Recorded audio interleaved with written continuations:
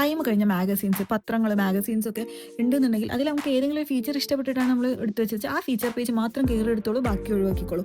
പിന്നെ കുട്ടികളൊക്കെ ഉള്ള വീട്ടിലാണെന്നുണ്ടെങ്കിൽ ഇപ്പോൾ എൻ്റെ വീട്ടിലൊക്കെ എന്ന് പറഞ്ഞിട്ടുണ്ടെങ്കിൽ ഓരോ പ്രാവശ്യം പുതിയ ടോയ് വാങ്ങിക്കാന്നുണ്ടെങ്കിൽ പഴയ ടോയ് ആർക്കും വേണ്ട. അങ്ങനത്തെ വല്ല ടോയ്സ് ഉണ്ടെങ്കിൽ ഏതെങ്കിലും കുട്ടികൾക്ക് വേണമെന്നുണ്ടെങ്കിൽ കൊടുക്കുക, അല്ലാന്നുണ്ടെങ്കിൽ കളയുക.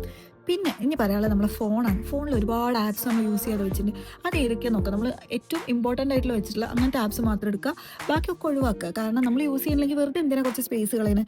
പിന്നെ ഇതുപോലെ ഇമെയിൽസ് ആയിക്കോട്ടെ, നമ്മൾ സാധാരണ SMS ആയിക്കോട്ടെ, വാട്സപ്പ് മെസ്സേജസ് ആയിക്കോട്ടെ, നമ്മൾ നോക്കാത്ത നമ്മൾ നോക്കി ഒഴിവാക്കിയിട്ടുള്ള സാധനങ്ങളെല്ലാം നമ്മളെ ഫോണിൽ നിന്ന് എടുത്ത് ഒഴിവാക്കുക.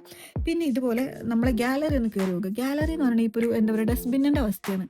കാരണം ഒരുപാട് ബ്ലറായിട്ടുള്ള ഫോട്ടോസ്, ബ്ലറായിട്ടുള്ള വീഡിയോസ്, കാര്യങ്ങൾ എന്തിനൊക്കെയോ വേണ്ടി തിളക്കുന്ന സാമ്പാർ എന്ന് പറഞ്ഞ മാതിരി എടുത്ത കുറേ വീഡിയോസ്, അത് നമുക്ക് ആവശ്യമില്ലടോ, അതൊക്കെ എടുത്ത് ഒഴിവാക്കുക. നമ്മൾ നോക്കാത്ത, നമ്മൾ വീണ്ടും നോക്കും, വീണ്ടും ആ മെമ്മറി നമ്മൾ റിയലൈസ് ചെയ്യും എന്നുള്ള ആ ഒരു സംഭവമാണെന്നുണ്ടെങ്കിൽ ഒന്നോ രണ്ടോ പിക്ചർ എടുക്കുക, ബാക്കിയൊക്കെ ഡിലീറ്റ് ചെയ്യുക. അപ്പം തന്നെ നിങ്ങളെ ഫോൺ നിങ്ങളോട് താങ്ക് യു പറയും കേട്ടോ. കാരണം നമ്മുടെ ഒരു എന്താ ഷാഡോ പോലെ നമ്മുടെ കൂടെയുള്ളതാണ് ഈ ഫോണിനെ നമ്മളൊരു ഡസ്റ്റ്ബിന്നിൻ്റെ മാതിരി ആക്കി വെച്ചാൽ ഫോൺ എന്ത് സങ്കടം ഉണ്ടാവുള്ളൂ. അപ്പോൾ അതൊക്കെ എടുത്ത് ഒഴിവാക്കുക. പിന്നെ പറഞ്ഞിട്ടുണ്ടെങ്കിൽ ഏറ്റവും ഇമ്പോർട്ടൻ്റ് ആയിട്ട് നെഗറ്റീവായിട്ടുള്ള ഏതെങ്കിലും ഫ്രണ്ട്സോ ഫാമിലി മെമ്പേഴ്സോ ആരെങ്കിലും, അതായത് നമ്മളുടെ പ്രോഗ്രസ്സിനെ തടഞ്ഞു നിർത്തുന്ന ആരെങ്കിലും നമ്മളെ ചുറ്റോറുണ്ടെങ്കിൽ അവരെ എടുത്തൊഴിവാക്കാൻ ചിലപ്പോൾ നമുക്ക് പറ്റില്ലായിരിക്കും. പക്ഷേ അവരിന്ന് ഒരു സ്റ്റെപ്പ് നമുക്ക് ബാക്കിലേക്ക് നിൽക്കാമല്ലോ.